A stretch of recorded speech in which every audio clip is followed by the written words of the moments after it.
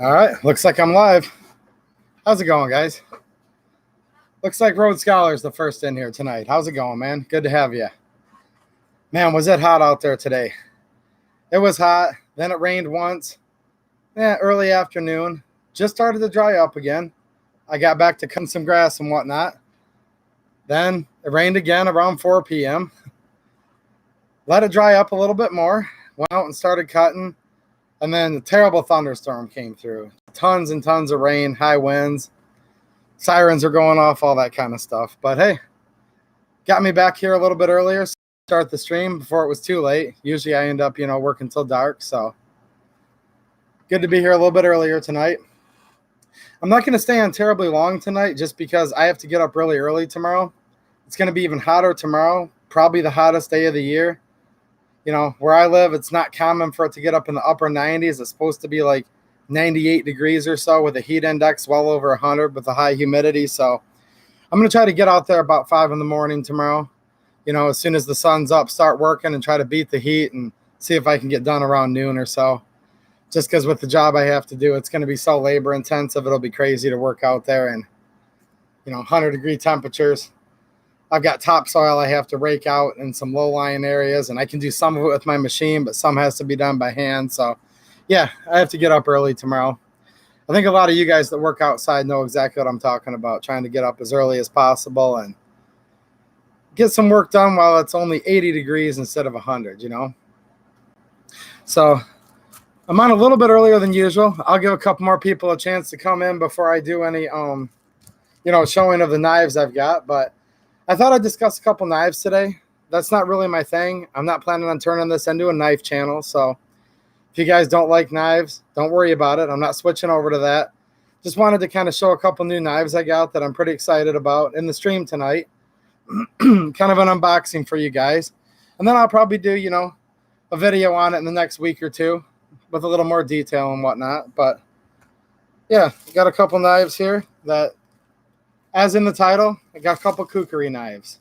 So if any of you guys out there are familiar with them, know what they are, or like knives, go ahead. And look, let me say this, a disclaimer tonight. If you guys are knife aficionados, you'll probably know more than me about these knives. And if I get something wrong, just leave it in the chat, because by no means am I a knife expert, not even close. I've been kind of excited about getting a Kukri for a while, reading the history on the Gurkhas.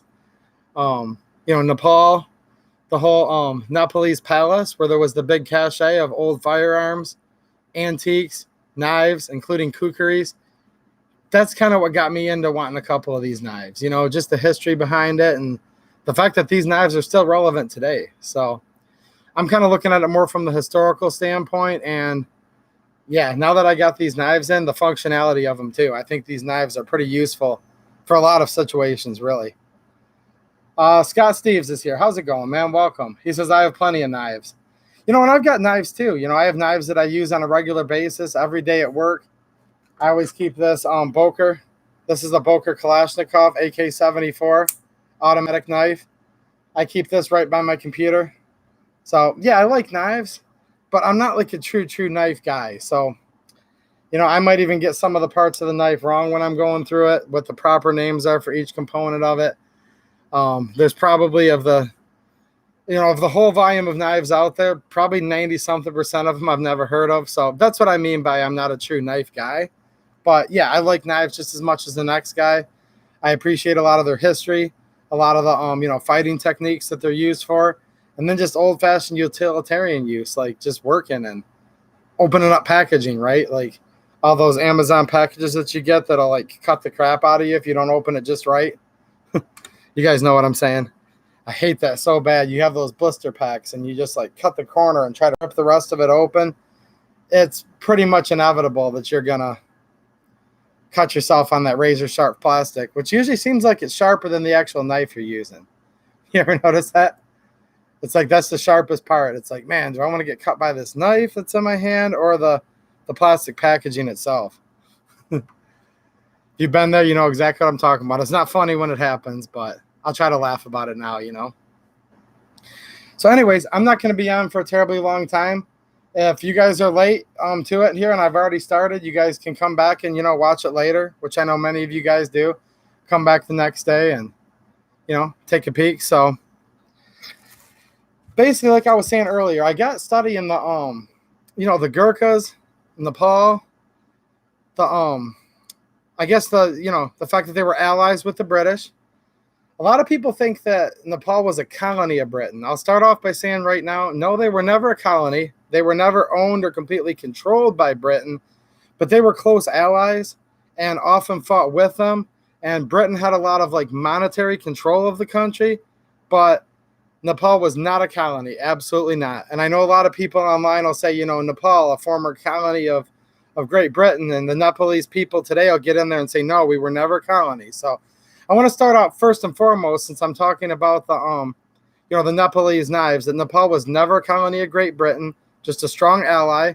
They were supported with arms, including different guns, knives, ammunition, things like that. So, out of respect to the Nepalese people, I'm fully aware that you were never a colony.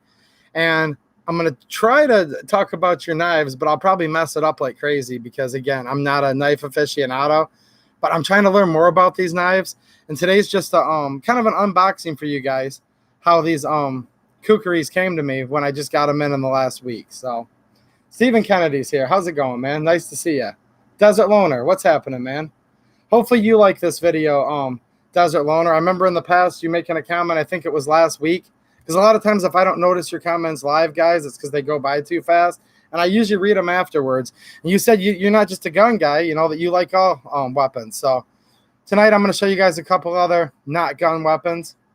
And hopefully you guys enjoy them. So the first Kukri I got, I wanted it to be a true unboxing, guys. But what happened is they dropped it off at my house day before yesterday. There was tons of rain. By the time my wife got home, the box was soaked. So I wanted to open it up real quick to make sure nothing was going to rust. So I did open the box, but this is about as close as it can get to a true unboxing, considering the fact that I didn't want to leave a damp box just sit there with a rather expensive metal blade sitting inside of it.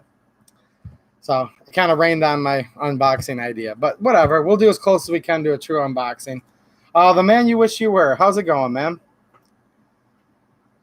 Desert Loner says, not a big fan of these laws against blades and other miscellaneous weapons. The streets are dangerous. I completely agree with you. The Second Amendment, guys, I'll say this before I show you the knives.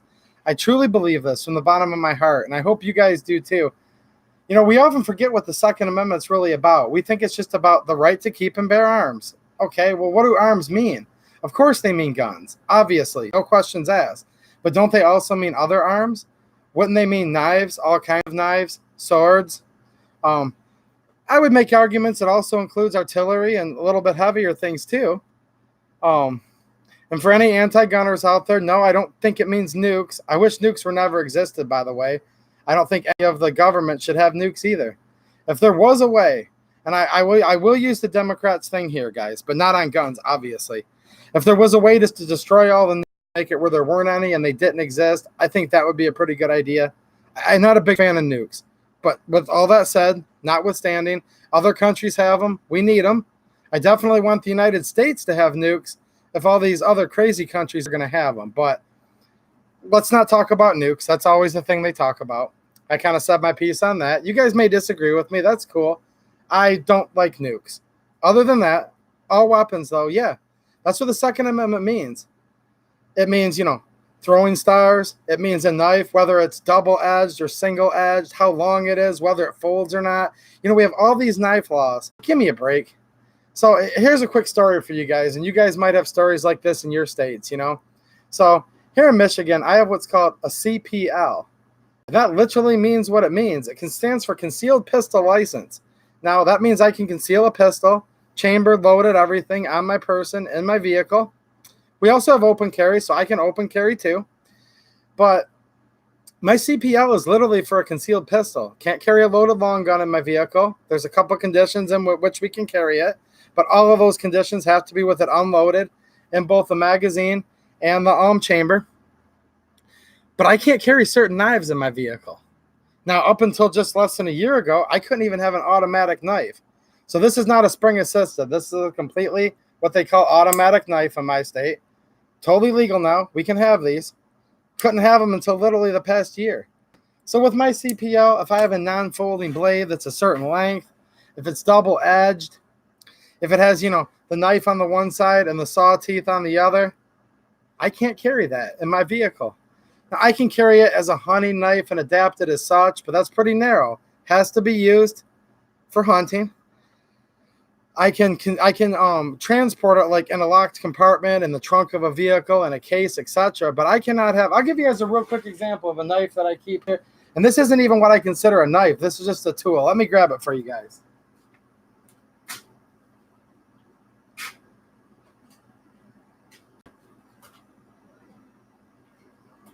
Okay, guys, this is just a regular old machete. Now, normally I use mechanized power equipment. I'll use, weed whackers. I have gas heads, trimmers, Makita 18-volt battery powered. Normally this is what I use, but there's instances where it's nice to keep this on my lawnmower. I can carry it on my lawnmower, by the way, guys. In case there's just that one branch a customer's had that kind of cracked and is bending down and is going to hit me in the face.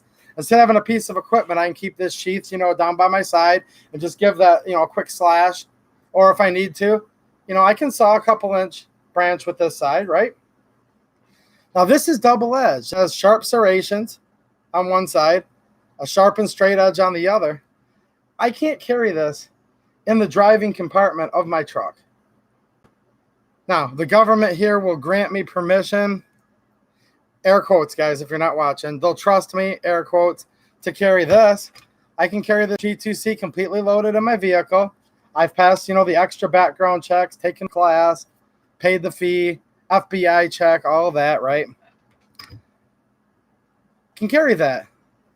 I can't carry this, though. So, yeah, these are covered under the Second Amendment, in my opinion. And if there's a law that says I can't carry this adapted how I need to on my person, in my vehicle, I think that's a gross infringement on the Second Amendment. And this is the least of my worries. I'm more worried about the Second Amendment, but it also infringes upon my life and the way I want to do my job. I keep this in the bed of the truck. It might rust when it rains. This is just a Corona, by the way, guys. Bought this at my local Lowe's. Not a bad knife for the money, though. I mean, the serrations are pretty sharp. The blade's pretty sharp. This is a rather newer one. I've taken a few chips out of the blade. This isn't going to last forever. But, hey, I prefer the Tramontinas, actually, which are a South American, brand of machete. But just bought this one just to kind of, like I said, driving by, low-hanging branch, hack it out of my way real quick, keep cutting, But, yeah, can't carry this in my vehicle. It's double-edged, and it's too long. Do you guys deal with that same BS where you live, too? It's a bunch of crap. I'll put this back here.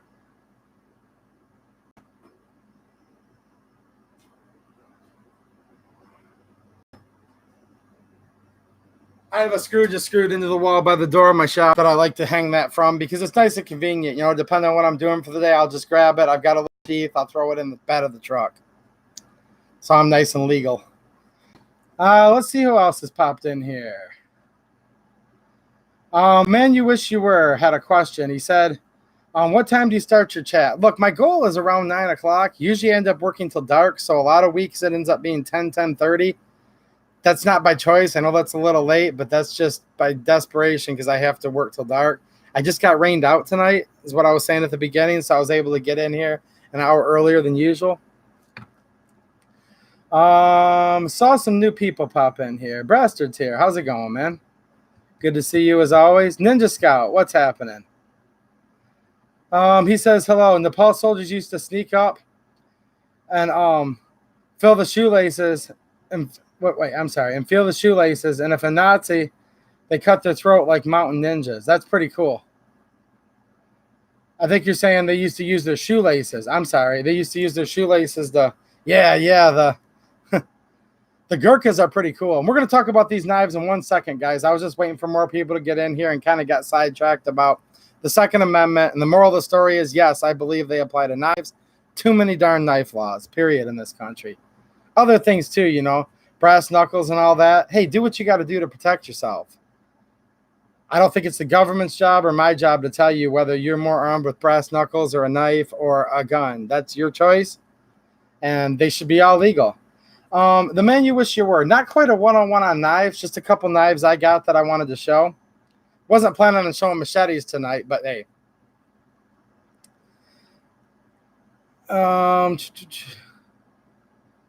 Yeah, Stephen Kennedy, you're right, man. Adding on to what I said earlier about Nepal and their relationship with Great Britain, he says they tried to control Nepal, but they couldn't because the Nepal people are fierce and proud people. So they said, hell, let's make them fight for us instead, in a nutshell. Hey, man, thanks for that comment. He said it much better than I could have. That's what I was kind of trying to say earlier. They were with them, and yes, they probably would have colonized them, but anyone that's from Nepal today will be very quick to remind you they never colonized us. And I think it's like what Stephen Kennedy said.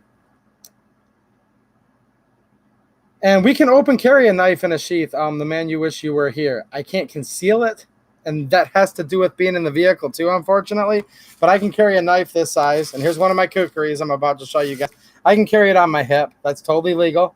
It's considered open carry. So, Strike Nine's here. What's happening, man? Good to see you. Rafael's here. How's it going, man? From Brazil.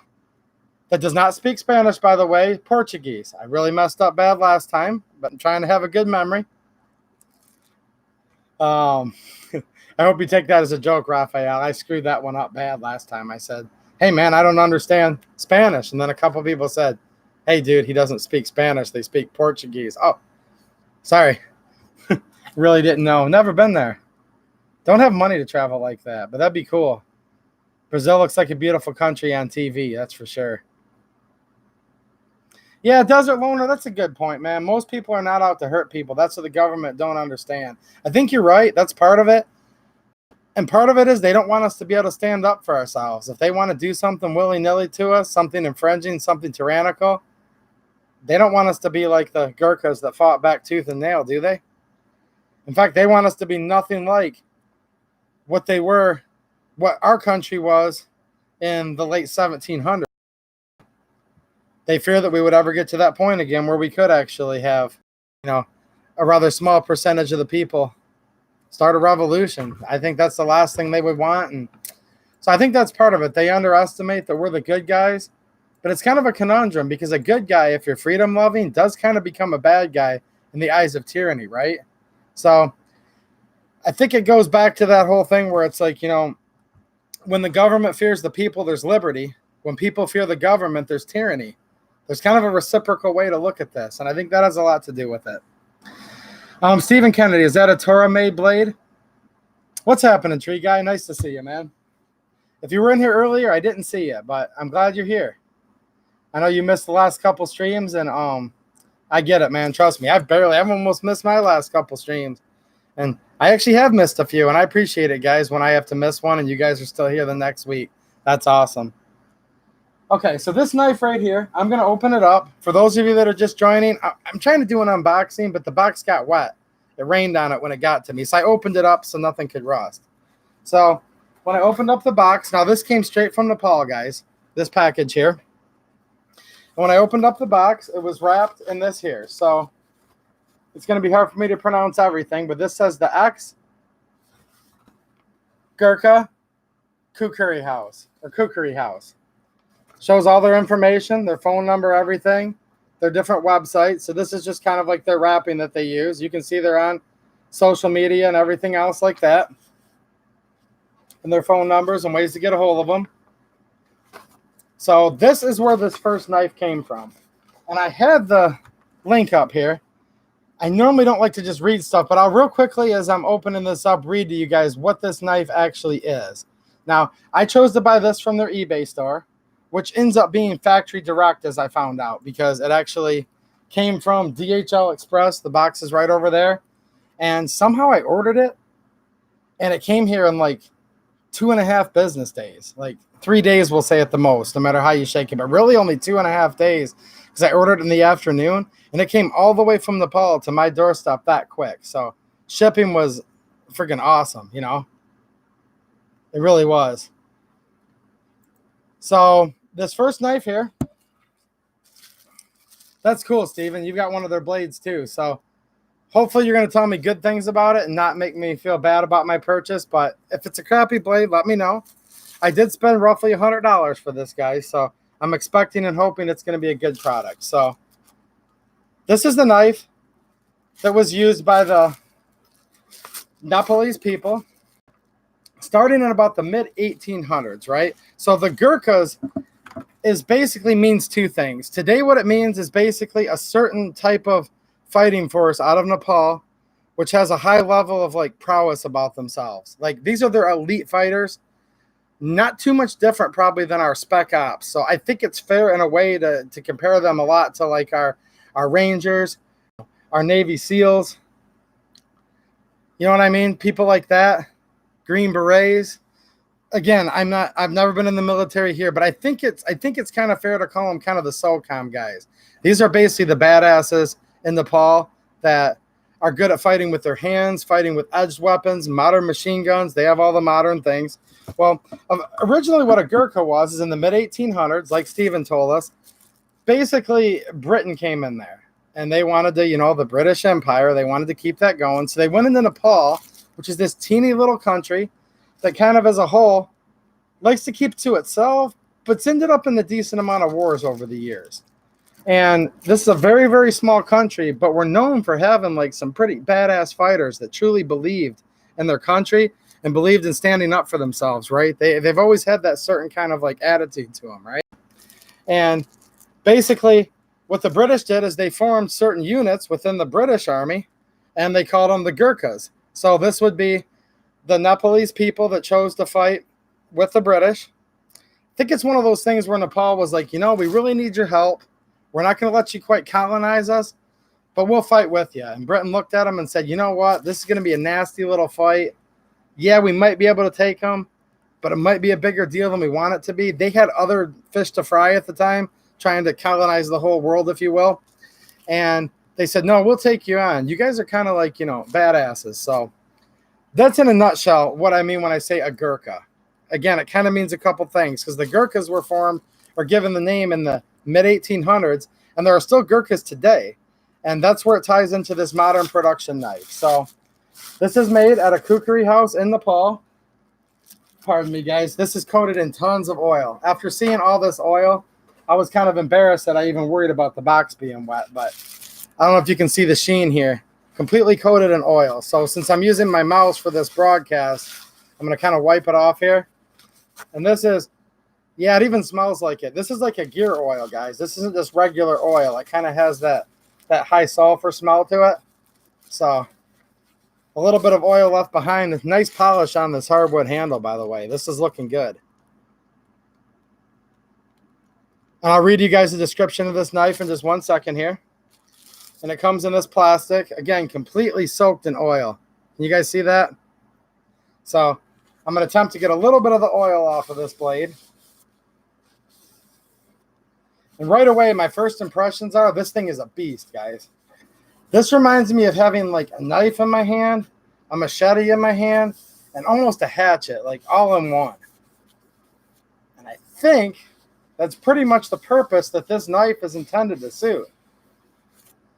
You can chop with this, you can maul with it, you can crush with it, you can obviously stab.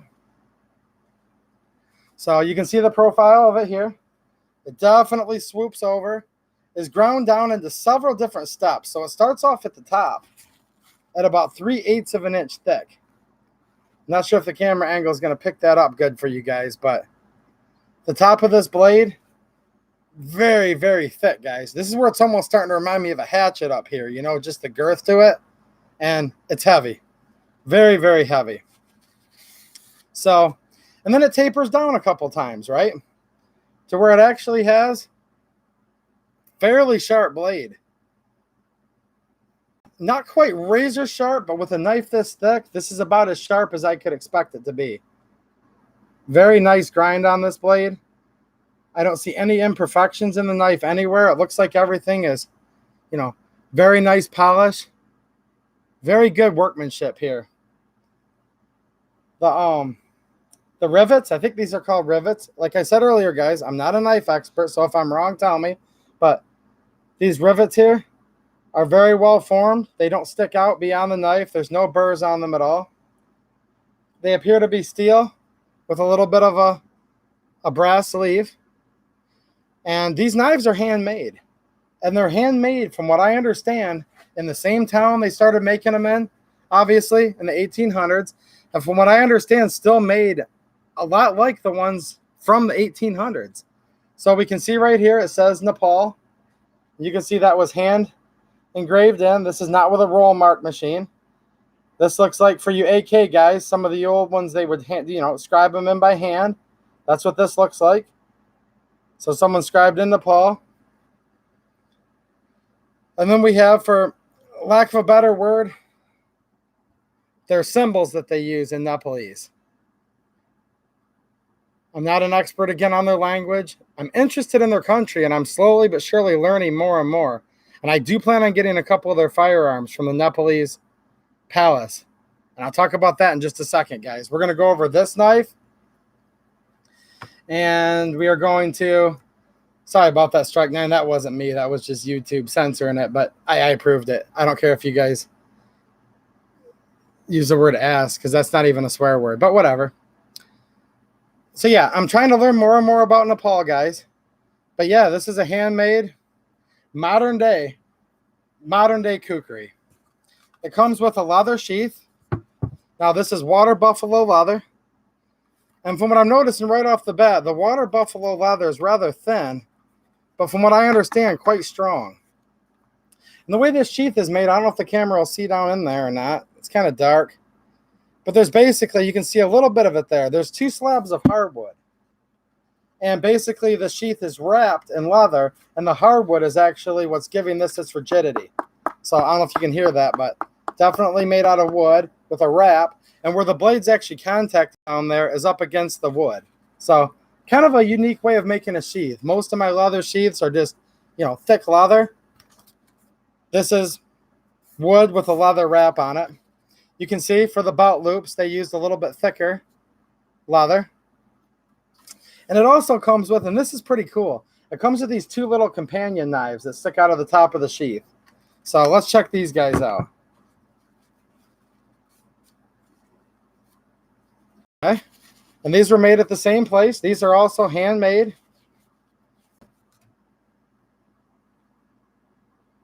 And just for reference, here's my finger. So we're talking like just a little over 2 inches, probably about a 2.5-inch blade. Comes with 2 knives similar to that. So there's that one. And here's the second one they gave me. Still coated in this oil. Jeez, oh Pete. It's 90 degrees in here, guys. Sorry if I'm sweating. It was a hot one today. And the rain cooled it off, but made it more muggy. So, comes with these 2 little knives. Haven't yet discovered exactly what they would use these for in a military aspect. Obviously, military troops, though, still need knives just like we do, right? Opening up, say, an MRE, or just, cutting a piece of string or paracord. You may find this a lot more convenient, right, than getting out your big guy right here. Maybe these could be used for a type of fighting. I'm not going to underestimate these little guys as fighting knives. So, yeah, these come with it as part of the set. All for one money. I basically got the holster. Let's see, I think they go in this way. The 2 little knives and then the big knife. And there's another one I'm going to show you guys in a minute. Those of you that hang on, a little bit longer. But wait, there's more, Rhodes Scholar said. Dude, you totally read my mind, because I'm actually going to show you guys. I'll spill the beans, but we're going to talk about this knife a little bit further. I'm going to show you guys an original 1800s, like when the Brits were helping them era, kukri. And I have it right behind me, and it's basically still in the yak grease, frozen in time. This was from the Nepalese Palace cache that was discovered around 2000, 2003. And if you guys are familiar, IMA are the ones that currently hold all of the stuff that was from that cache. They purchased all of it. So I'm going to show you guys literally a 19th century from the 1800s, original Gurkha. Those original ones that teamed up to fight with the British, I actually have one behind me. But I wanted to show this one first, because this shows you how we're going to show you the ones from the 1800s, and that today, right as we speak, the Gurkhas are still using these knives in combat and right now to fight the war on terror. So I'm going to go to the description of this one that I bought. And Basically what it says here is, this is an authentic Gurkha, handmade Kukri knife, handmade by, this is where I can't pronounce these names, Vishwakarma at the GK and CO Kukri factory in Nepal, and imported by GK and CO Kukri. 11-inch long blade made of high-grade carbon steel, 5.5-inch long dark rosewood, full tang handle, and this is beautiful wood, guys. The camera's probably not doing it justice, but this looks like the kind of wood that like rich people have their furniture made out of, or the floors of their house. I work for rich people sometimes, guys. That's how I get to see nice things. Nothing that I could afford in my house, but this is that kind of wood, just like awesome wood. Anyways, you know, full tang handle, 16.5 inches over long. It weighs about 800 grams with sheath. Thickness of the blade is about 3 inches, 3/8 of an inch, or 10 millimeters at the spine. So that's where I'm talking about, right up here, 3/8 of an inch thick. Very sharp or easy to sharp, as it is made of carbon steel or car spring or railroad or railway track. It comes with 2 small utilities knives. You can tell these guys are foreign because of the translation, you know. Gurkha and Chakmak.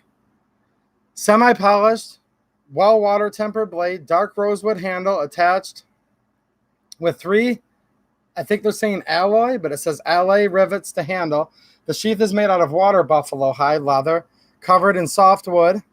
The leather is dyeing to brown red color. It's hard for me to read this because these are people from Nepal selling this.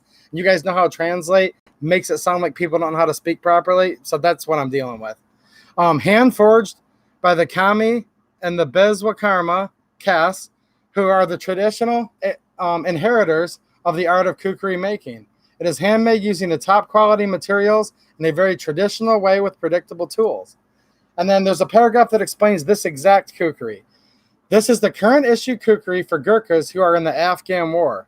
Therefore, the name derived after the Afghanistan. The Gurkhas are deployed since the war started for Enduring Operation Freedom in Afghanistan, AEOF. This is the same one that our boys have been fighting in and still are, guys. So this is like present day.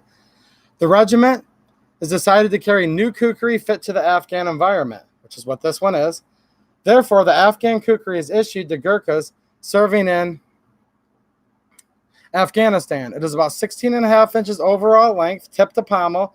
Blade is 11-inch double layers of fullard, in parentheses, chura, semi-polished, made of highly grade carbon steel. Steel 5160 or car spring. With balanced water temper on the edge, made it very strong blade. As it is made of carbon steel, you can also sharpen as you wish. Thickness of the blade is about 3/8 inch thick at the part of the spine. It is full tang blade running through the handle, making it super strong. An extended tang with a lanyard hole is also made to facilitate a wrist cord. The handle is about 5.5 inches long from the guard to pommel. The handle shape is different and has a finger grip. So you'll notice the finger groove here they added for their Afghan issue. The scabbard is made out of cottonwood. So I said hardwood earlier. It's a softwood. Cottonwood, wrapped with a natural brown watercolor buffalo leather. The scabbard has a leather loop with fasten-up style in the front with 2 frogs. Lanyard loop or leather string is also attached at tip of scabbard. Besides carrying this kukri in combat and training, it can also be used to chop wood or bone and cleaning bushes. So that's what I was saying earlier. This is like a knife and a machete and kind of a hatchet all in one. So that comes from the listing where I bought it from. So yeah, this is currently being used by their boys in Afghanistan. And if you guys are interested in the Gurkhas, when this video is over, look up in YouTube. There's a video where they talk about how one Gurkha killed 30 ISIS fighters and Taliban, you know, the bad guys, using all sorts of different weapons. And if you start looking up the Gurkhas, even today, these guys are like literally like badasses. Like, look, nothing against our boys at all. They're probably just as tough as our SOCOM guys in many ways. These guys are no joke.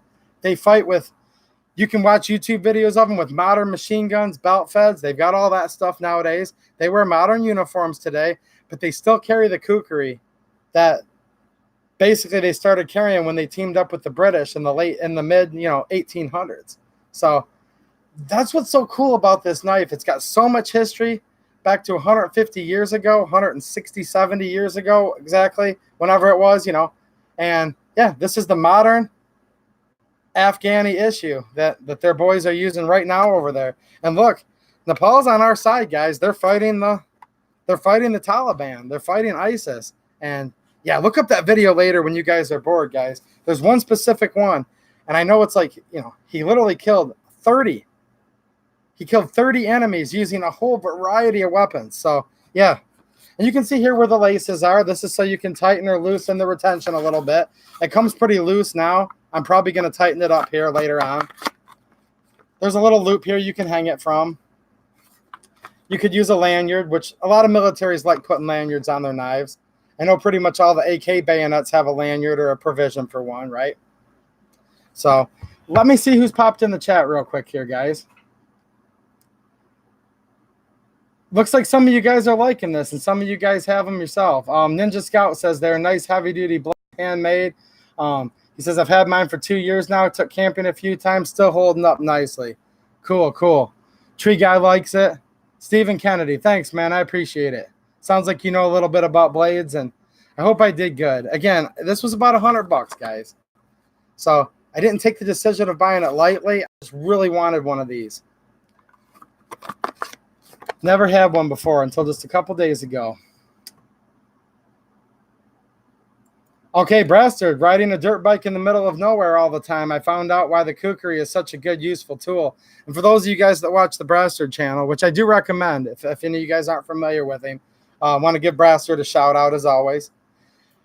You'll see what I'm talking about if you've seen his videos. He's riding out in the desert and whatnot. So this might be a good one for you, man. You know, they specifically designed it for their environment in Afghanistan. And sometimes when I'm watching your videos, it almost could be Afghanistan because there's just sand and rock and mountains, you know. Yeah, the man you wish you were. He says, I'm not a knife guy, but the Gurkha knife is impressive. And I'm impressed by it, too. I'm not a knife guy either. Love knives, but I'm not a knife guy. And that's why I said if I get stuff wrong, guys, laugh at me and tell me I'm wrong. But I'll probably say something wrong, like I won't know what part's what. I get that. Poor conservatives here. What's happening, man? Rain missed you there. Still 87. Well, it's down to 80 here, but like 98 tomorrow. So, yeah. Oh, Ninja Scout meant to say earlier. He meant to say that the Gurkhas would feel the boots, and they were so sneaky. They could tell by the shoelaces of the boot if it was the enemy. And if so, they would slash their throats with this knife. Gotcha, man. And probably a knife like the other Kukri I'm going to show you guys in like 5 minutes here. One of the little companion knives fell. But these alone are pretty cool. I mean, this is the kind of knife that you probably wouldn't feel bad if you spent $10 for.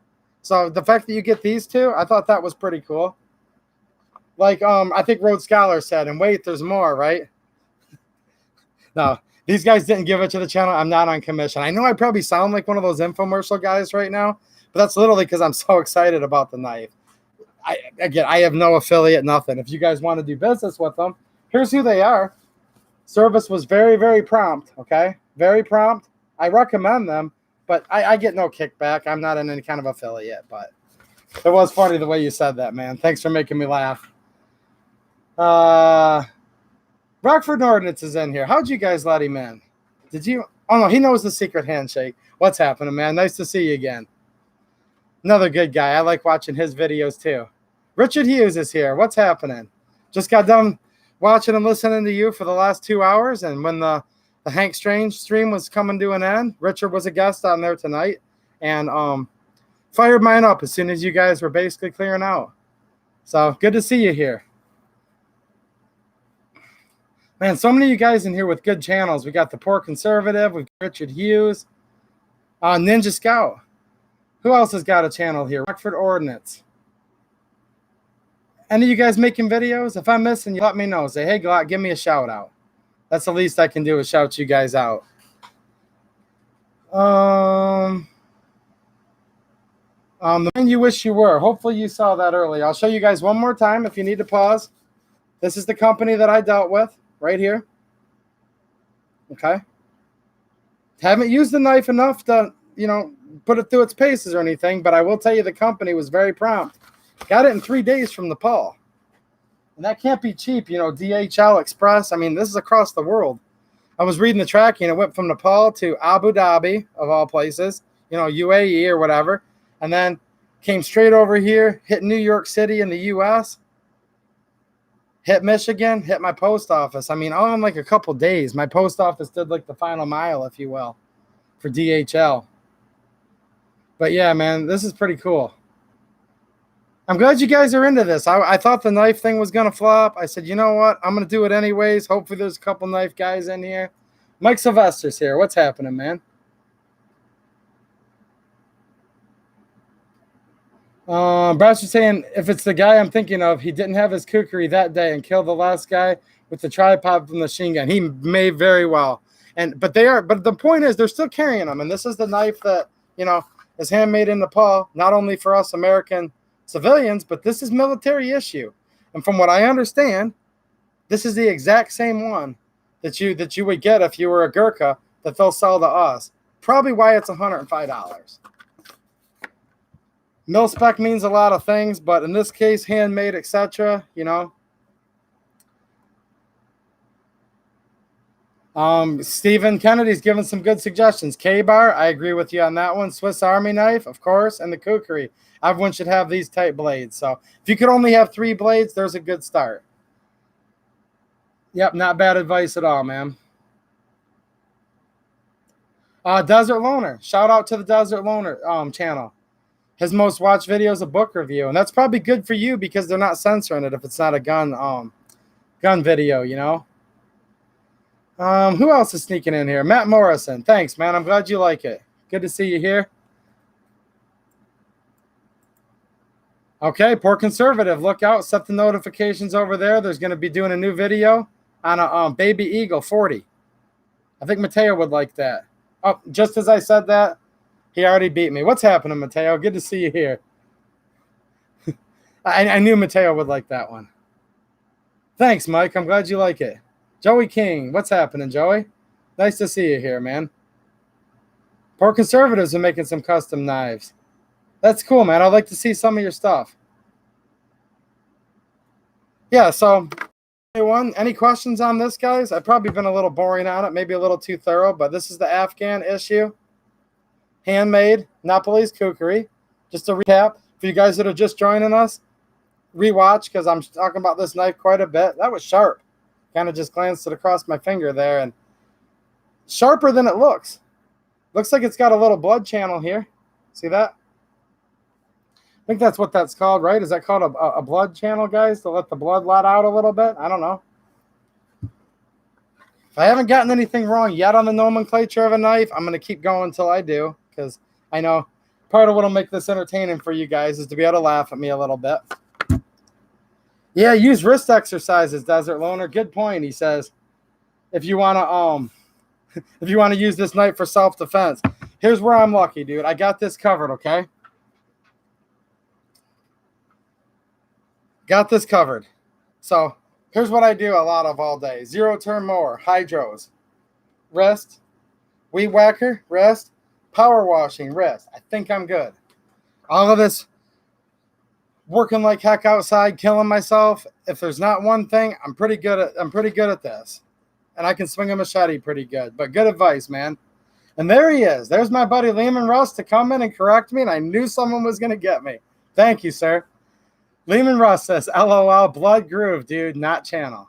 And I told you, I wanted someone to bust me on wrong nomenclature so I could stop being so nervous about doing a knife review. What do you think, Lehman? I know you're a big leather guy. Lehman Russ with his custom leather holster business. As soon as he has a website for that or a link to the commerce area, when he's up in full production here, I'll be sharing that.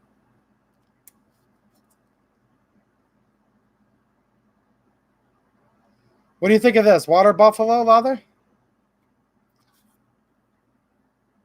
With the wood liners. So, pretty cool sheath. Kind of needs the... Sorry to bore you guys by repeating myself, but some new people are popping in here. Man, are you going to bust my balls again? Okay, hold on, he said. It's a fuller, not a blood anything. Okay. Look, man, I liked you like 2 minutes ago. I said, call me out once. Now you're getting me twice. Man, I got to take back that shout out. No, I won't take it back. Lehman makes some pretty good holsters, guys. He's just getting going in a little business, and pretty nice stuff. I'm excited. And here's the thing, Lehman. I'm holding this, okay? You're going to mess with me with this in my hand after I just got done saying my wrist muscles are strong. I could break my camera lens with this right now if I wanted. Everyone's like, come on, dude. Hit the camera with it. Hit the camera. We're tired of it. Now, I'm in a good mood. I buy a lot of guns, guys, but I don't get a lot of knives, and I'm kind of excited about them. Mateo's basically telling me, Taco Bell was more important than the stream. And I do get it, actually. I'm thinking about running out of here right now to go get some myself. Now, my wife packed me a nice lunch, actually. I'm going to finish that when I'm done. Ninja Scouts chopped down 3-inch trees with this. I believe it. I actually do. This thing's heavy duty. It really is. I get a holster for my wrist. I might need them if I'm chopping with this thing right and I miss. Yeah, that might be actually a little bit better than you'd think if I keep talking smack. Gosh, man, it's like 90 in here, guys. Let me catch up on the comments, and I'm going to show you the other kukri, the actual real deal one, from the 1800s. I would literally just shove them in front of the next thing in this old palace. Well, this literally kept happening. I mean, they're making guns all the way up into the 1900s, like their Gahendra, which is a homemade version, if you will, of a Martini Henry, right?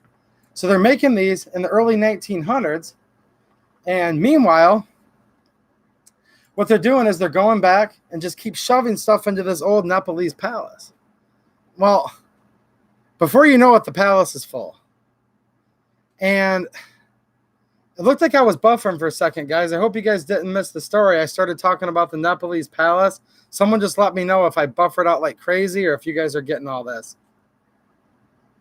For a second there, I lost virtually everybody, and now it's coming back. So I don't want to start the story over. I hope I didn't miss you guys.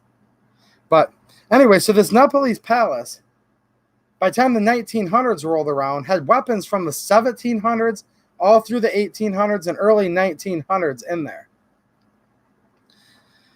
And early 2000s, a company named IMA went over there. The palace was starting to be like, not quite in ruins, but the palace was starting to get a little dilapidated. And it came time that Nepal said, hey, look, we'll sell all the contents of our palace, of our old palace. Well, the contents were, like I was saying earlier, literally guns that went from the 1700s all the way up to the early 1900s. So you guys didn't hear any of the story of the Nepalese Palace. I started talking about it. Man, YouTube just buffered the crap out of this. I don't want to completely repeat myself if you guys heard all this, but basically, Nepal, the Nepalese Palace, starting in the late 1700s, they started taking guns in the 1800s, guns from the 1700s era, like Brown Bess muskets.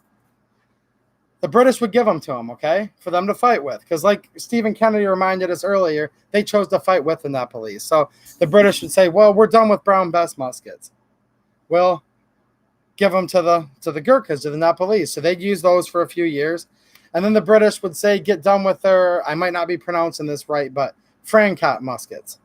So they'd say, okay, here's some Frankat muskets, Nepal. Nepal would use those. They'd take the Brown Besses, shove them in the back of the palace. Well, they get a newer model musket, never throwing anything away. They would always just keep shoving it as far back into the palace as they could. Well, by the time the early 1900s came around, they were making their own Gahendra rifle. They had the Martini Henrys that Britain had given them. And literally, it was like this. Like the very furthest back in the deepest basements of the palace had the very oldest stuff. And as it got newer and newer and newer, it would be more in the front, right? So this was just basically a case of Nepal pack-ratting everything, thinking they might need it. Maybe no one wanted to buy it. There's several theories on why they kept it. But these guys kept everything. 1700s weapon technology, all the way up to the stuff they were making in the early 1900s. And they just kept shoving it in this castle every time it would get obsolete. Or palace, more like. Not really a castle, more like a palace. A big old, building built back in the day. And this stuff just sat there. They would store it in yak grease, shove it away for a rainy day. Well, that rainy day never comes. So, turn of the new millennium. Let's fast forward. All this stuff's still sitting in this Nepalese palace. The palace is starting to get a little bit, run down, needs some renovations and maintenance. And Nepal finally decides, look, we'll sell this stuff. That's been sitting in this palace for 150 years at that point. So a company named IMI went in there and purchased everything. They gave them one price and said, you can have everything and anything that's in this old palace, which had basically become a weapons storage depot, like I said at that point. So they bought all of it. And if you guys are interested in this, go look up IMI. Good night, tree guy. I think I'm repeating myself for 15 minutes because of a really bad buffer. I'm going to be getting off pretty soon here too. So they basically, like I said, they basically had all these guns. Well, a private company, IMA, bought all this stuff, and it's for sale right now. It's been for sale for years, and you can go look them up if you're interested. And I bought a kukri from them that came from the Nepalese Palace. So what I'm about to grab you guys, and I don't usually wear these, but, keyboard and mouse. This kukri is literally the same way it was put away, where it sat for about 150 years, preserved in yak grease. And when they say yak grease, this is literally yak grease. Like they use like the fat and tallow from the yak to make the grease. So I'm going to show you that one real quick, guys. So you can compare it to the newer production kukri. Now this one I purchased from IMA. They do sell guns, so YouTube's not going to let me link to them, guys. But if you look up IMA, Kukri, IMA Nepal, you'll find them. There's a very interesting documentary that IMA recorded that you can find on their website and on YouTube. So, just in a regular plastic bag. This came from, again, IMA, and this is an original 1800s Nepalese Kukri, carried by the original Gurkhas, used by the original Gurkhas, and it's still preserved in, like I said, the original yak grease, as it was preserved for about 150 years till this was found at the new millennium. We have a hardwood handle. I do see a crack here. Doesn't look like a completely detrimental crack. I think this is something that when I clean it up, I may super glue it. I may not need to. We'll see. A lot of the things you'll see are similar on this to the kukri I showed earlier. You'll notice the same general, sweeping blade profile. Because remember, the guys making them today, this has been passed on in their family, Their descendants were the ones that made this exact knife. So they're still going to make it to the same spirit. It has two of these, whatever you want to call them, in the top. It also has this little notched area right here. I would know this knife's still fairly sharp, guys. Yeah, this is still preserved in the original yak grease. Now I'm looking for writing and markings on this. There might be some. I wanted to show you guys how this came. And the yak grease is kind of part of the history of itself, isn't it, guys? The fact that this sat in that old Nepalese palace for probably about 150 years. Untouched, unseen, laying in piles. Well, the yak grease kept it from rusting. I see no signs of rust. I see no signs of corrosion on the blade itself. And again, I need to learn more about the Nepalese people. I don't know the exact language they use. And it might just be Nepalese, but they write in the symbols. And you'll see that on the top of the tang here, or not the tang, what's this part called again, guys? Anyways, the top of the knife blade, you can see the characters. And these are the same characters you'll see, same types of characters, same language as on a Nepalese Kahendra. And these were scribed in here by hand. The spine, thank you, Stephen. So on the spine, these were engraved, engraved in there by hand in the 1800s. So, am I going to do anything crazy with this knife? Probably not. What I'll probably do is clean it up, enjoy it, and kind of display it, just due to the history of it. But I have no doubt, just holding this knife right now, that you could still do some fighting or some utility work with this thing. I mean, it's every bit as substantial as the modern production Afghanistan issue. It does not appear to me that this is a full tang. So I think one of the improvements they made on the newer ones is the tang goes all the way through and actually exceeds the end of the handle. This one, it looks like it stops somewhere in here where it meets the handle. You know, with through the yak grease, maybe you guys can see there is metal there. So, sorry about the buffer earlier, guys, if I repeated myself at all. I was just starting to give you guys like a 101, and I mean literally 101, probably like an 090 level history lesson on the Nepalese Palace. But it buffered. I watched the viewers go down from like 18 down to like 5. So I knew that that's a sure sign of a buffer. But yeah, 1800s. Nepalese Gurkha used Khukuri. You guys can still get these today from IMA. These are still available. They're around $100. They don't come with a leather sheath. At one time, if you would have ordered one of these from them a few years ago, they were still available with the old antique leather sheaths. But from what I understand, what happened is a vast majority of these, the sheaths just kind of decomposed and got dry rotted so much that they weren't salvageable anymore. So clearly the hardwood and the steel was able to endure beyond the leather. So you're probably either going to have to go on eBay and spend a fortune if you could even find an antique sheath for one of these, or just buy a modern reproduction sheath, which, hey, that's not a bad constellation because the modern reproduction sheath is still going to be made in the same town by a lot of the same family members, you know, descendants of the families that made these. Because keep in mind, they list it right in the description when you buy the modern ones. They do have a caste system there. So there's only for certain families that are considered like entitled to, or from what I understand, allowed to make the Kukri knives. So I'm not just guessing when I say that it was the family members that made this knife, that their descendants are making the current ones. Because from what I understand, that's kind of how the country in Nepal works. You're cast into a certain category. So if your family's farmers, for the most part, you're destined to be a farmer. If you're knife makers, kukri makers, you're kind of destined to be a knife maker. If you're born into the family of Gurkhas, you're probably more destined to be a Gurkha.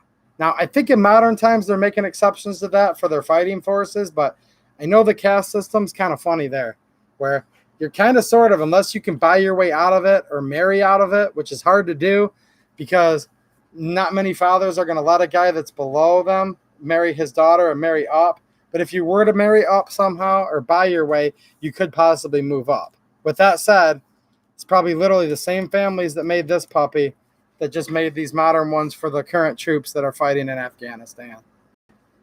And I always like to take an old story and kind of turn it into a new story because so much stuff changes. And some things, it's kind of like, if it ain't broke, just don't fix it. I mean, some of the most elite fighting forces in the world in the 1800s, the Gurkhas, carried this exact knife. Some of the most elite fighting forces, pound for pound, today are carrying the exact knife. So I'm going to put this one back down, guys. What do you think? Should I clean it up so I can enjoy it a little better? Or should I display it exactly like it was left? I wanted to ask you guys' opinion on that. Should I leave it where it's, hey, this is how it was for the last 150 years? But which is cool, but not really be able to touch it or enjoy it because of, well, yak grease. Worse than Cosmoline, like tenfold. So let me know what you guys think, you know. What should I do to this? Clean it up or leave it like it is? I'm kind of torn because I can see pluses and minuses to both. Now, keep in mind, I have the new one too, though, if I want something I can handle a little more. So I'm kind of leaning towards leaving it maybe or cleaning it. Okay, I'm 50-50. I can't decide. But, yeah, I'm going to set this back here just so I can take, I mean, look at yak. And for those of you guys that have dealt in yak grease, this is what your Gahendras, Martini Henrys, any of the muskets, that's what these are packed in. And you can even find sometimes a stray little hair stuck to it. So, yeah, when they say yak, this is like real deal yak.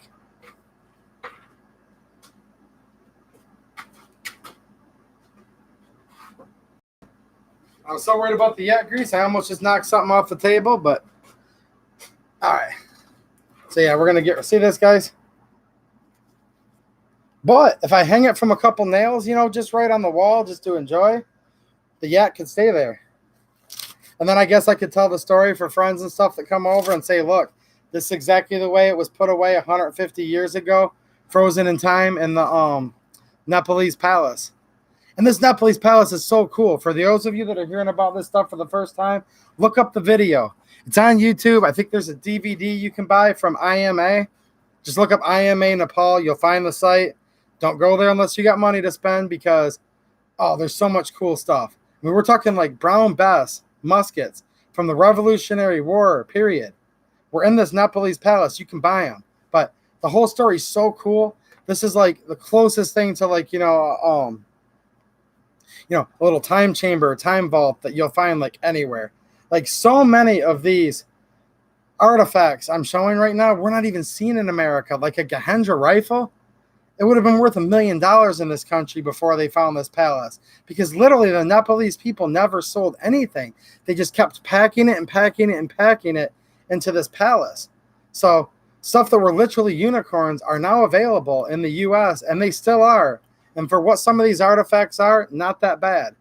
IMA has that original one for about $100. Like I said, it's a lot for a knife, but for how quality the knife is and the history, I mean, a brand new one costs about $100 also. Which one's worth more? I don't know. That's why I bought both, okay? Because this one's obviously more functional, more utilitarian, full tang, pommel. I get it. And this also has the cool story of the heritage of the Nepalese people making it. But not the heritage of that one, not the history of that one. So, the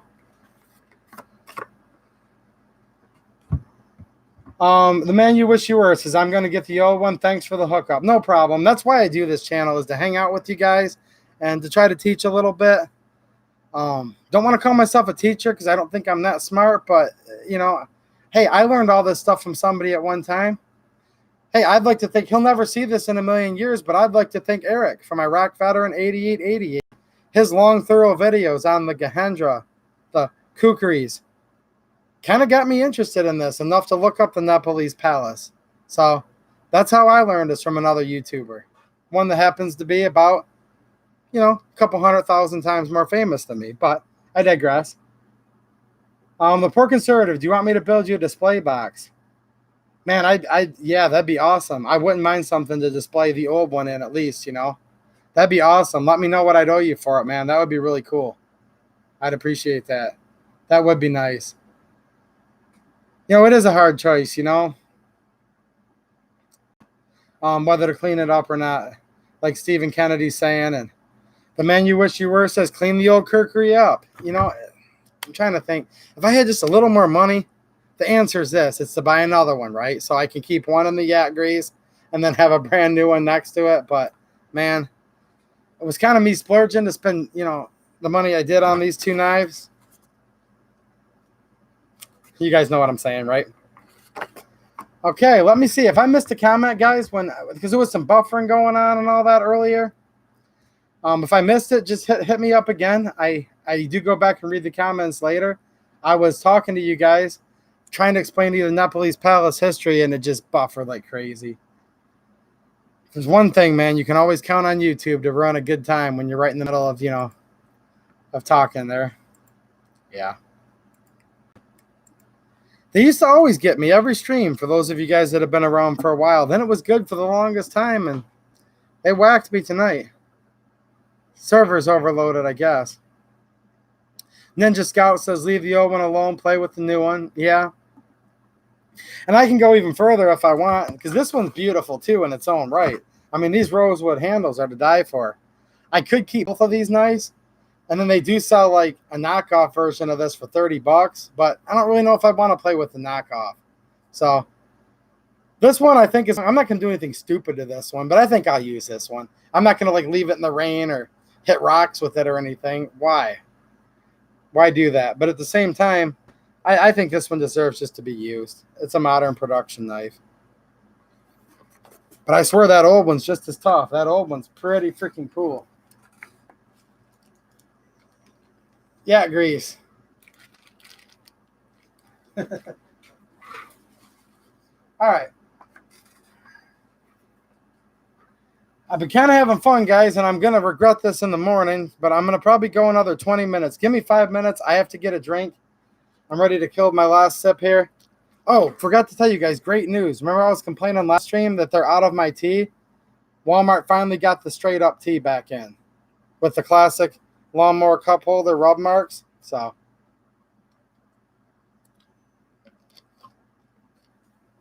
this is the one I was drinking when on my last lawn of the night. All right, guys, I'll be back in 5 minutes. I got to go out to my truck, get my cooler, get a new one of these. And yes, there's another Mauser to show you guys that I think you might like. It was kind of hilarious and pretty cool that I was talking about the Czech Mauser. I did the 2-part video. I'm sure you guys are familiar with the before and after, the budget Czech, Mauser project. And then out of the blue, another Czech Mauser fell in my lap. So I never had a Czech Mauser since I got into milsurps in the early 90s. And then now I've gotten 2 here fairly recently. So I have another Czech Mauser to show you guys that's a totally different model than the VZ24 I showed you earlier. So if that's worth hanging around for, I'll be back in 5 minutes, guys.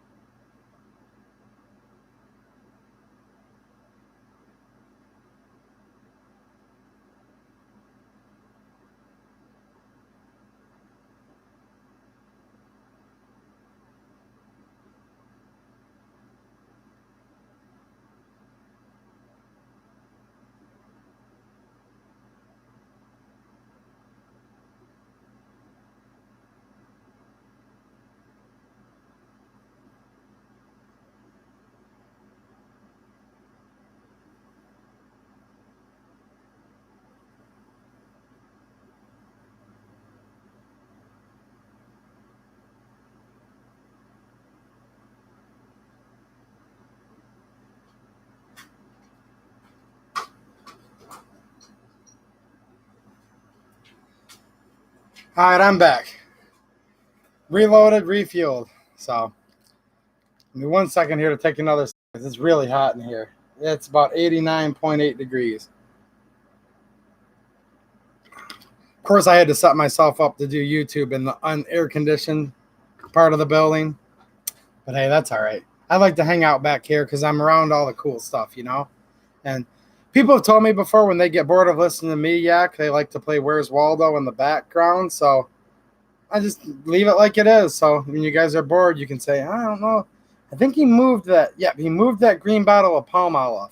People have actually told me they do that just to pass the time. So I get it. Trust me. That's one of the key features of this show is you get to play Where's Waldo completely free, right? Man, this yak grease is still getting me. Let me throw this away.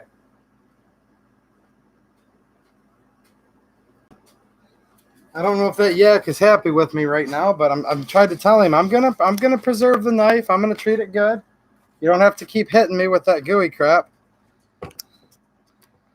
One more thing that I got from IMA, I almost forgot to show you guys. Then I'm gonna show you the Mauser real quick here. So when I was doing some shopping at IMA for the Khukuri, I also picked up some 18th century Brown Bess musket balls. So This is how these came, just in a little Ziploc bag. So if any of you guys are into muskets or reloading, how about a 75 caliber?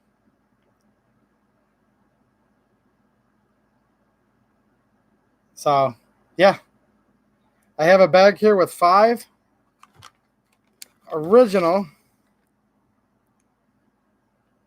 18th century, so literally 1700s original musket balls. Well, if you guys can see these here.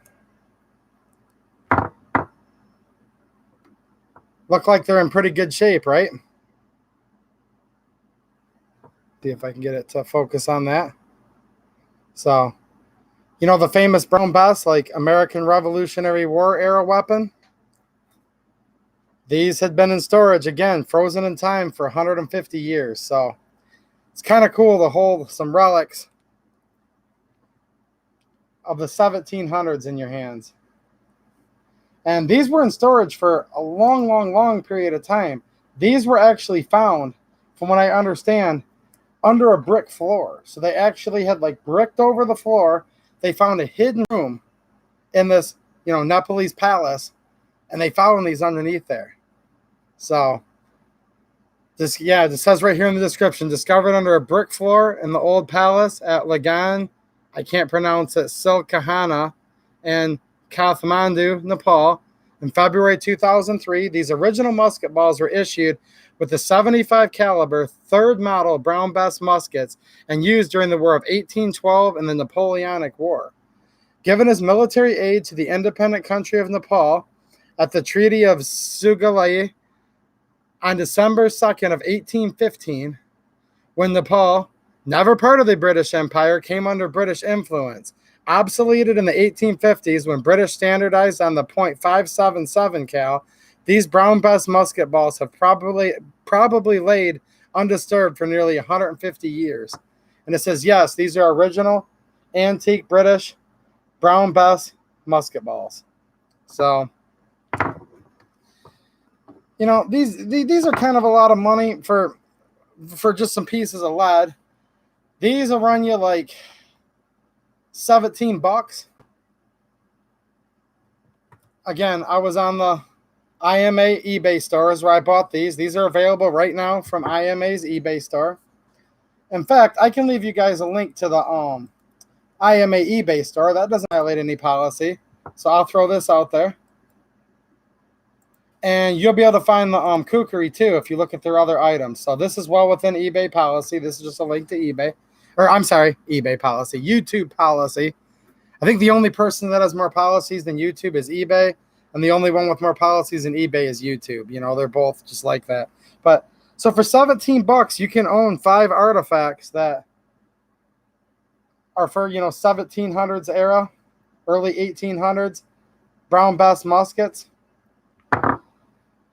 You guys can decide. $17 a lot for 5 little pieces of lead, sure. To have an actual relic, though, of the War of 1812, Napoleonic Wars, American Revolutionary War era, nobody knows for sure exactly what the Brits had, made these for. They just know that they were given to the Nepalese as aid, and that shortly thereafter, they went to the 577. So that's how we know that these literally sat for over 150 years. So a lot of history for $17. And the cool thing about getting 5 of them is maybe you don't want to spend $17. But what if you had 2 or 3 buddies and you each pitched in, $5 a piece, and each of you got 1 or 2? You know what I'm saying? Maybe you're into this stuff and so is your brother. That could be like a little extra for his Christmas present or stocking stuffer. So I think these are kind of cool because you can kind of display that on your desk or whatever. One of your customers comes in, or show your friends when they come over. What's that? Well, this is an original brown bess musket that sat buried in the Nepalese Palace for over 150 years. So I was pretty happy with this purchase too. And I'm going to show these in another video. But yeah, I'm pretty big into history if you guys haven't noticed yet. I think these were pretty cool. And like Lehman said, imagine getting smacked with that .75 ball. Ow. Yeah. Yeah, and I think Mateo was given the foot per second a little bit early. I think they were slinging these in at about 1,000 foot per second. Yeah. Yeah, they have some awesome swords for sale, guys.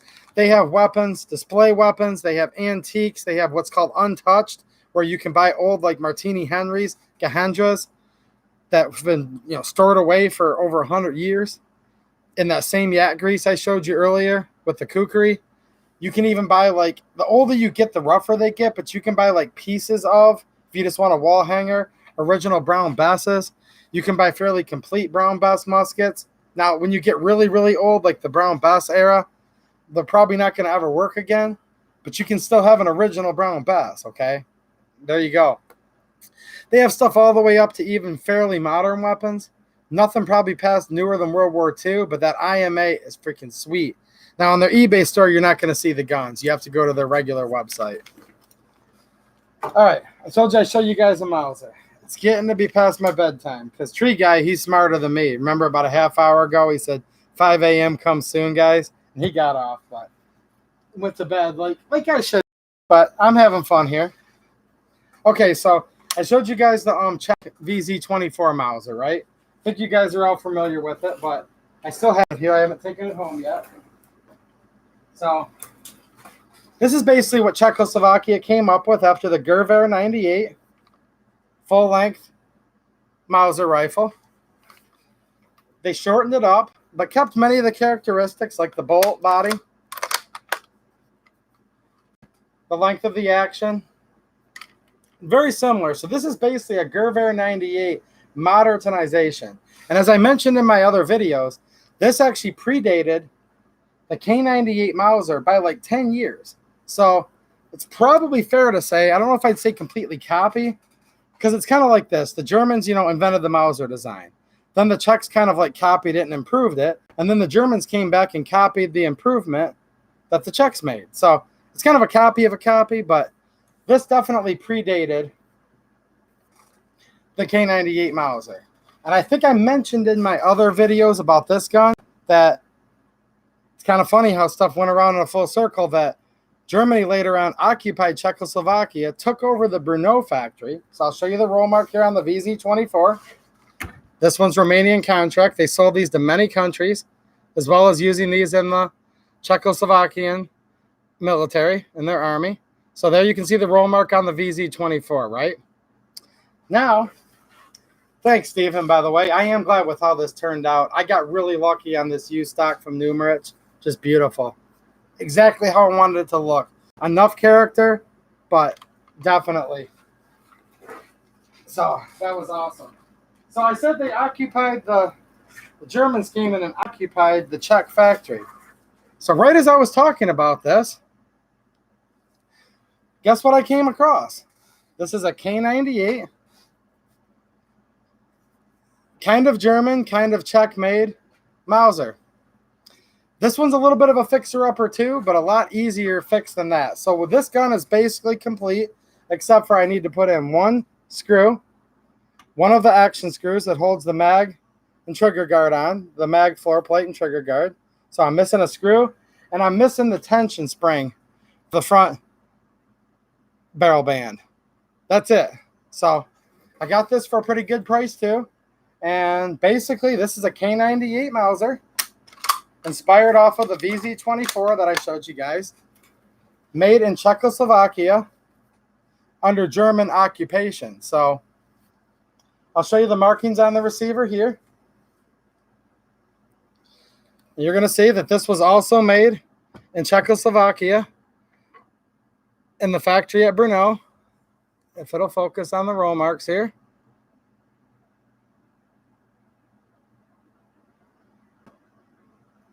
It's weird. Sometimes it'll focus right on them. Sometimes it won't. There we go. So there's the roll marks that were put on in Czechoslovakia again at Brno, as you can see there. They spell Czechoslovakia all weird, by the way. Notice it doesn't say VZ24 on it, though. This is a K98. It's a true K98. Because as I explained in my other video, for those of you who didn't see it, basically the Germans took the parts from the VZ24s that were left, made those their own, used all those up. Then when all those parts and the completed VZ24s were gone, They brought in the tooling and started making their K98. Now, what's kind of a little different about this compared to a lot of them is you'll notice it does not have the H band on it. And there's several types of barrel bands for Mausers, but this does not have the classic H band. This has more of the flat where it's welded on the bottom. This does feature a bayonet lug, unlike my Craig's model in the back that does not have the bayonet. But yeah, this does have the bayonet lug. It has a traditional German laminated stock with a cupped butt plate. Somebody's unit or troop number at one time on here. I always like stocks that have the numbers on them, by the way. I think they're pretty cool. I doubt this was put on, by the way, by the Germans or anything in World War II. This is probably whatever country ended up with this after the war, because pretty much all the German Mausers, as you guys know, were handed out. Some are still being used in Afghanistan today, for example. Now, I would note this does have the modern style, not really modern, but one of the later style trigger guards on it and floor plates. So if you'll notice, this just has a little bushing in here, a little washer, and a single screw for the front. And for the rear of the action, it does not have the locking screws like the VZ24 and a lot of the other Mausers. And this also has what's called a winter trigger guard. So if you're familiar with the K98, normally the trigger guard comes in up, here a little bit more. This has an extra long swoop in the front, and that's to accommodate squeezing the triggers with a gloved hand. So you can see with my finger in here, plenty of extra room, right? So, yeah, this is what's considered a winter trigger. A lot of the Nazi marks were ground off of this particular gun, which is pretty normal. I mean, not always. A lot of Nazi Mausers still retain their markings, but a lot have been ground off over time. But the original serial number is still on the receiver. And I'll notice, too, it's hard to tell. Those are not Waffen-Amps. See the little marks there on the barrel and on the front of the receiver? These are little Czechoslovakian acceptance marks that you'll find on other Czech rifles. So even though it was made under, German supervision, occupied Czechoslovakia, they still did put a couple Czech marks on here. I would note the main Waffen-Amp, or the main, German roll mark was ground off by somebody after the fact. A lot of times this is a condition for export, or whatever army ended up having this after the war didn't condone the Nazis, obviously, and just didn't want to have their marks, right? So those of you in the milsurps know exactly what I'm talking about. But normally they miss a couple Waffen-Amps, and this one's no different. So if we look here on the side of the rear sight where you push in the button to graduate the sight, I'm going to pray my camera can maybe pick this up. You can still see the original German Waffen-Amp there. So there's a Nazi mark that was not scrubbed that somebody forgot about. We'll see a 42. Yep, there we go. Hopefully you guys can see that good. We see a 42, and I believe this is a Waffen-Amp over. Boy, it's hard to see. The Waffen-Amp is always like an eagle over a 3-digit number, right? Maybe 353. I'll look at it closer under magnifying glass later. And then the other spot they forgot to scrub the Waffen-Amp is if you lift up the rear sight, you can see real small there, right here.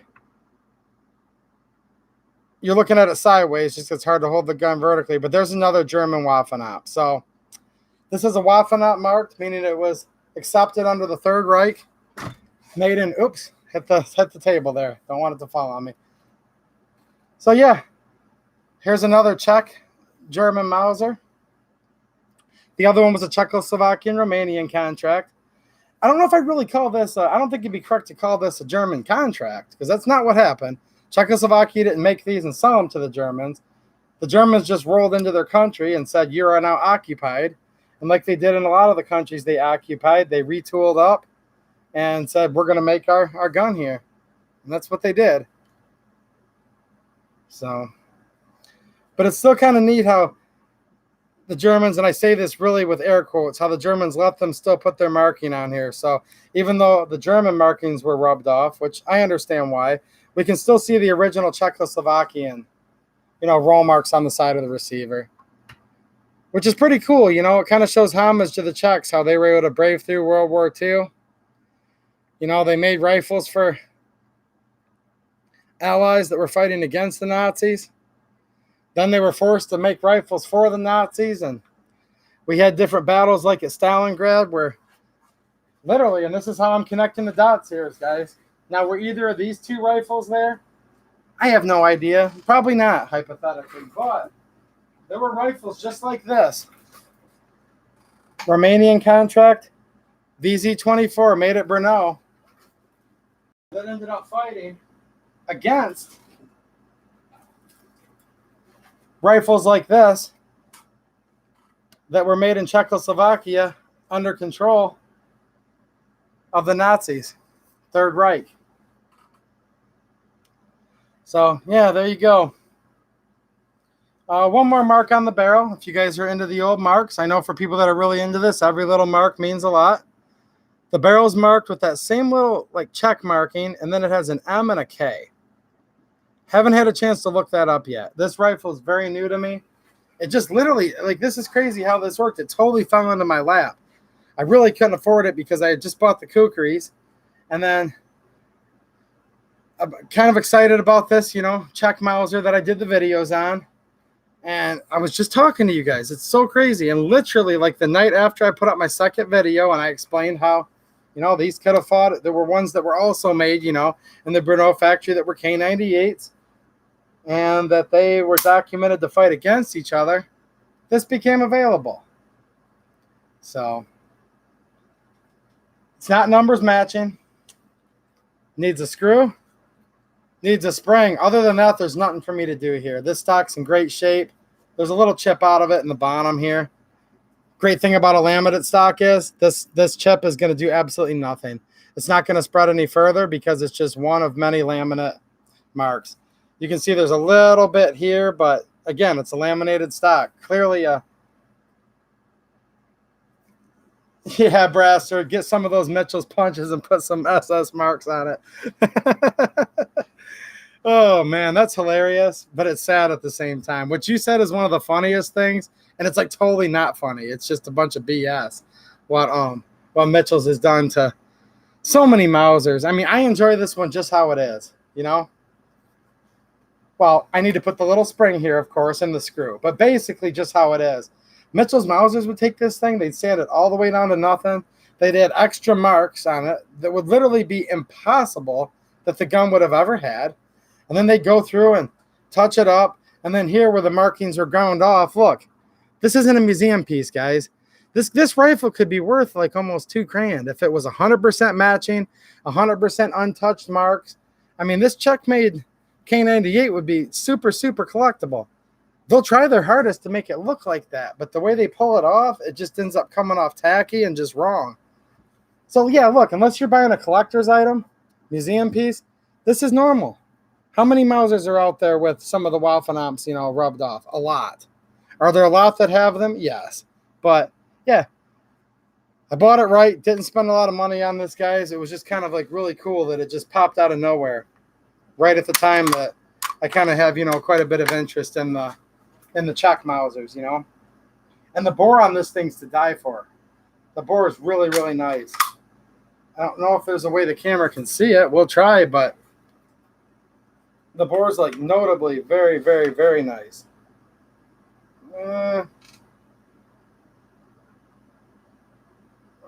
Yeah, I think you can see the shininess, but it's just not going to be able to pick up the exact lands and grooves. Oh, well, I tried. First time I've ever tried to do that. So, yeah. And the hang tag that was on here, I don't know who put this on here, but it basically is pretty accurate. It says missing trigger guard screw and band spring, which it is. And then it says great bore, fitted bolt, some matching numbers. Somebody wrote that on there, you know, years ago. And that's exactly how I bought it. I bought it represented exactly as such, and that's how it came. So I'm pretty happy. Pretty happy. Not any rust on the gun anywhere. Brastard, you're right. It's very shiny. So, yeah, Stephen Kennedy said I like it when that happens. Because a lot of times you buy something thinking it's something you want, and it ends up being something totally different.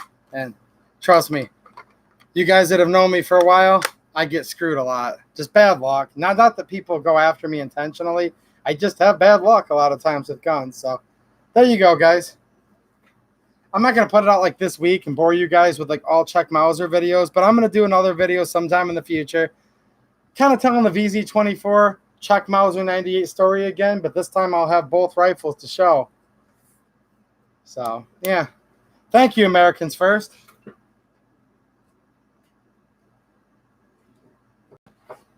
I know you guys have probably said that if there's anybody that had anything that you said to me earlier that I missed, hit me up again real quick here. I'm going to be getting off in just the next couple minutes. I'm kind of trying to scroll back through the comments. And like I was telling Desert Loner earlier, I do go back and read these after the fact, you know. Poor Conservative, I believe you offered to make me a stand, which is really, really nice of you. Yeah, send me a message, man, about it. And we should probably trade info anyways, because we don't live that far apart. Maybe someday. I'm really, really busy. I know you are too. Maybe we could get together and do a video together sometime, you know. You're certainly a lot closer to me than most people are.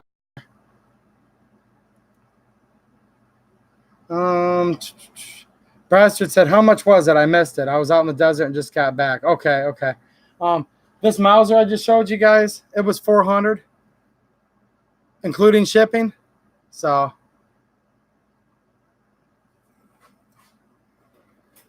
yeah, $400, just like it sits. I don't know.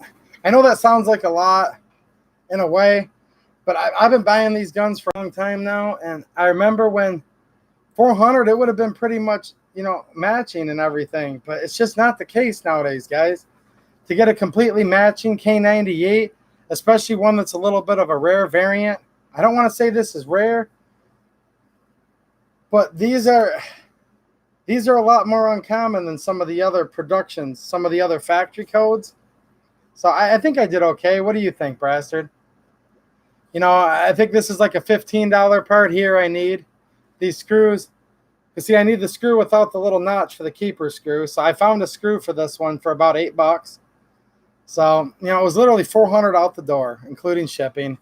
I'll have another $20 into it or so. So, which is sad that that's the way it is, but that is, in my opinion, a pretty good price for a World War II, you know, German K98.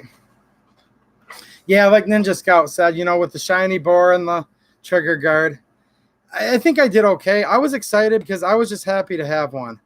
Look, I love all matching guns and I love museum specimens, but here's the facts, America. I don't have the money to own like all the guns I'd like to and have all of them be like museum pieces, right? So a lot of times I'll choose to have 4 or 5 like just regular working man's grade guns and enjoy 4 or 5 different patterns and the history behind each rather than just have that one.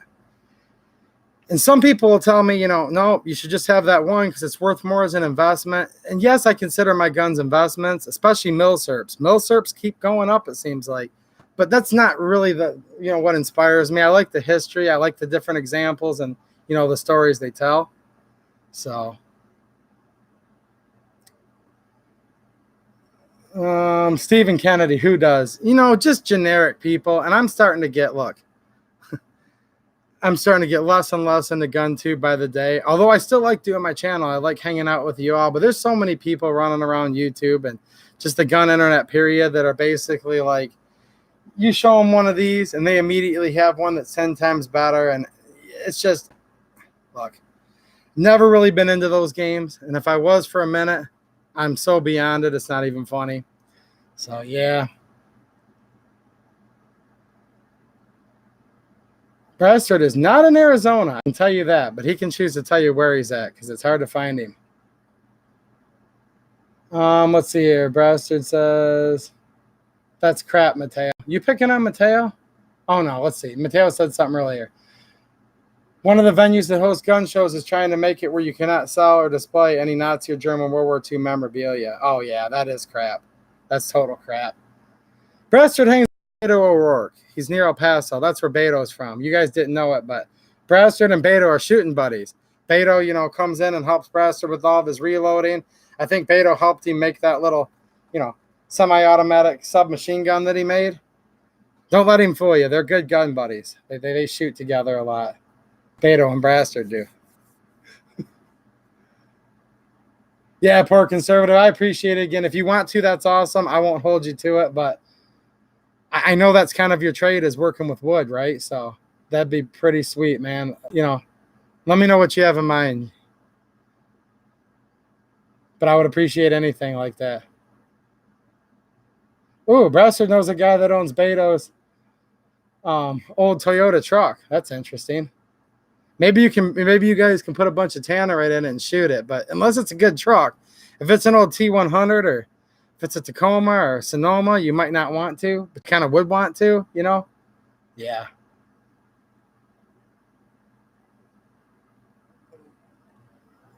Hey, shout out to Oregon. It rains all the time.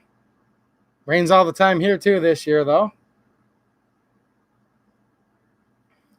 Yeah, poor conservative. That's what I was saying. A lot of snobs. And here's the thing, guys. I don't care what you have. No, I do care though. Trust me. If you guys are telling me, hey man, I have one of those, here's mine. I do like that. So I didn't mean it that way. I do care about the guns you guys have. I like to hear your stories. I like it when someone says, hey man, I have one of those. And if you have one of these, and it's all matching numbers, that's cool. It's just the guys that come in and say, man, yours sucks. It's nothing. Mine's all matching numbers and is autographed by Adolf Hitler and it says SS carved in the side. Well, hold on. You went a little too far there, boy, because if it says SS carved in the side, now I know it's fake or it's a Mitchell's Mauser. But you guys get my point.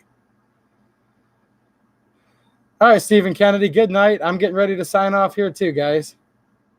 Yeah, buy what makes you happy, Ninja. Exactly. I have guns here that are valuable, guys. I'm not going to hide it. Just because I have valuable guns doesn't mean that I don't like cheap guns. Look, I like this. You guys know I like this gun. You know, poor conservative said it right. When I first bought this gun, I expected to hate it. I kind of bought it to prove how big of a POS it was and how much I'd hate it at first. I did the fairest reviews I could on this gun. I've gone out and shot it. This little booger's a pleasant gun to shoot, guys. This thing's awesome. I don't even know anybody else that has one of these. Maybe one or two people. Does that mean anything? No. I like all kinds of stuff, guys. I really do. So, just whatever. If you guys ever come in here and you tell me what you guys have, look, it doesn't matter if people in here like it or not. If they don't like it, they're not going to like it. If they like it, they're going to like it. But nobody that hangs out in here is going to make you feel bad that, you know, all you could afford is this. And it's not even really about like what you can afford. It's what you want to afford. You could be a millionaire and you just only want to budget $200 to a pistol. You know, you guys get what I'm saying. So, yeah. All right, guys. I'm getting ready to head on out of here. I appreciate all the comments and hanging out with y'all. It's getting late. Definitely getting past my bedtime. So, yeah. Hopefully you guys enjoyed the knives. I doubt I'll really do knives too much here going forward. Probably just a small video about these, but I had fun, and it was cool that you guys wanted to talk knives a little bit and, you know, Mausers and whatnot. So you guys have a good weekend. You guys be safe out there if you're having a heat wave. I know it's supposed to be dangerously hot here tomorrow, so drink a lot, guys. Not just water, but don't forget those electrolytes. Those electrolytes is what you need when you're working out there. So take care of yourselves, guys, and yeah. Good comments. I'll check up on the ones I missed later on. So, all right, guys. Thanks for watching, and have a good one.